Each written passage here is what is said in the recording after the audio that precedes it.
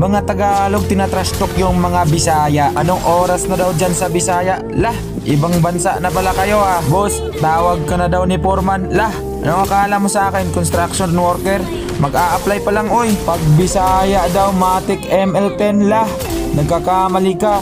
AC Surf 69 ako oy. Eto yung mga malupit na lines ng mga Tagalog. Ma, ano ulam? Bayawak nak. Ma, sino national hero natin? Si Boy Tapang nak. If-face out na daw mga Bisaya sa 2025 lah. Pag walang Bisaya, walang gulo daw. Grabe ka naman idol. Pag diploma daw ang basyan, uwi na mga Bisaya. Grabe si ate. Sobrang nakakasakit ka na ate ah.